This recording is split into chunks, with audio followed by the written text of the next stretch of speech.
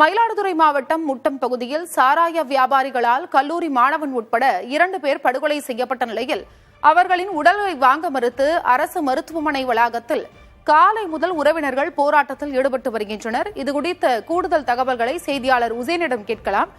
உசேன், அதாவது அந்த மாணவர்களோட உடல்களை வாங்க மறுத்து காலையிலிருந்து அங்கு போராட்டம் நடைபெற்று வருகிறது. போராட்டத்தில் ஈடுபட்டவர்களுடைய கோரிக்கைகள் என்னென்ன, அவர்கள் என்ன சொல்றாங்க, அவங்களுடைய உறவினர்கள் எல்லாம்?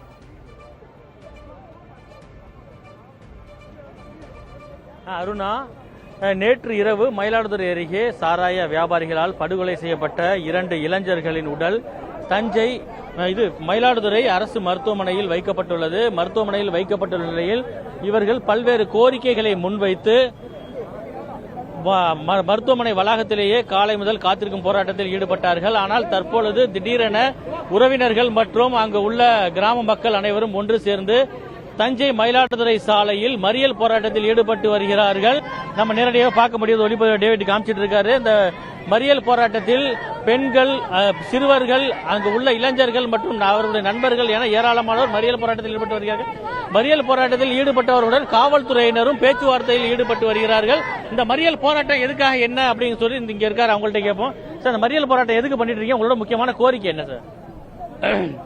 சார், 2 பேர் காலேஜ் படிக்கிற பசங்க. ஒருத்தன் கும்பகோணத்தில் படிக்கிறான், ஒருத்தன் சென்னையிலேருந்து நேற்று வந்தாங்க. 25 வயசு பசங்க.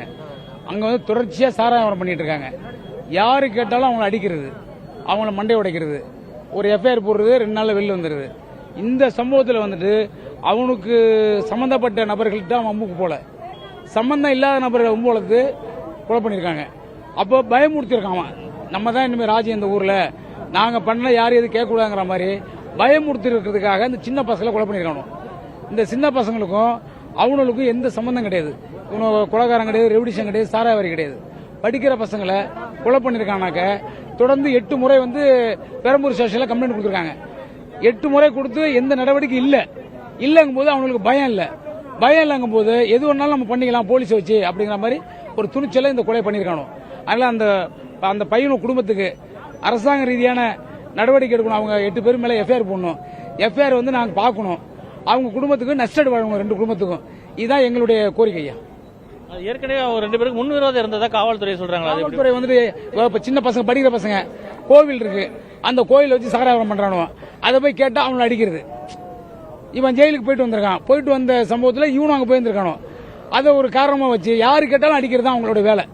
அடிக்கிறது, மண்டையை உடைக்கிறது. அந்த முட்டங்கிற கிராமத்தில் நீங்க விசாரிச்சீங்கன்னா எல்லாரும் சொல்லுவாங்க, அவ்வளவு பேர் பாதிக்கப்பட்டிருக்காங்க. வீட்டுக்கு வந்து அடிக்கிறது, வெட்டுறது, மண்டை உடைக்கிறது, இதுதான் காரணமே. தொடர்ந்து இவனை போலீஸுக்கு போறது வர்றதுங்கிறதுனால அவங்களுக்கு பயம் இல்லாம போயிடுச்சு. அதே மாதிரி இந்த பயத்தை உருவாக்கினா யாரும் நம்மளுக்கு வரமாட்டாங்க, நம்ம அகோமா சாராயம் பண்ணலாம் அப்படிங்கிற மாதிரி ஒரு எண்ணத்தை பயன்படுத்தி இந்த கொலை நடந்திருக்குங்க. தொடர்ந்து அந்த பகுதியில் சாராய வியாபாரியில் அந்த குடும்பம் ஈடுபட்டு வருவதாகவும் அவர்களை பயன்படுத்துவதற்காக இந்த கொலை நடைபெற்றுள்ளது என அவர்கள் தெரிவிக்கிறார்கள். உடனடியாக இது தொடர்பாக அனைவரையும் கைது செய்ய வேண்டும். அது மட்டும் இல்லாமல் உயிரிழந்த சிறுவர்கள் 2 வாலிபர்கள், அதுவும் சிறு வயது உடையவர்கள் என்பதால் அந்த குடும்பத்திற்கு உரிய இழப்பீடு வழங்க வேண்டும் அப்படிங்கிற கோரிக்கை முன்வைத்துதான் தற்பொழுது இந்த மறியல் போராட்டம் நடைபெற்று வருகிறது. உசேன், அந்த பகுதியே பதற்றமாக காணப்படுகிறது. அங்கு இருக்கும் காவல்துறையினர் என்ன சொல்றாங்க? காவல்துறையினர் தரப்பில் என்ன கூறப்படுகிறது? அந்த காவல்துறையினர் அவர்களிடம் தொடர்ந்து பேச்சுவார்த்தையில் ஈடுபட்டு வருகிறார்கள். நம்ம நேரடியாக பார்க்க முடியுது.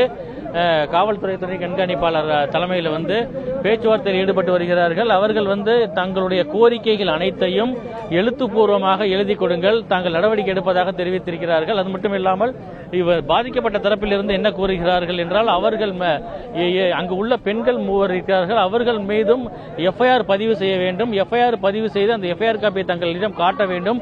அப்பொழுதுதான் தாங்கள் இந்த போராட்டத்தை கைவிட்டு உடலை பெற்றுக் கொள்வதாகவும் தெரிவிக்கிறார்கள். அந்த பேச்சுவார்த்தை தான் தற்பொழுது தொடர்ந்து நடைபெற்றுக் கொண்டிருக்கிறது. அந்த மறியல் காரணமாக இந்த மயிலாடுதுறை தஞ்சை சாலையில் இங்கு போக்குவரத்து பாதிக்கப்பட்டிருந்த நிலையில் தற்பொழுது போக்குவரத்து அனைத்தும் மாற்று வழியில் திருப்பிவிடப்பட்டுள்ளது காவல்துறையினரால். உங்களுடைய தகவலுக்கு நன்றி காதர் உசேன்.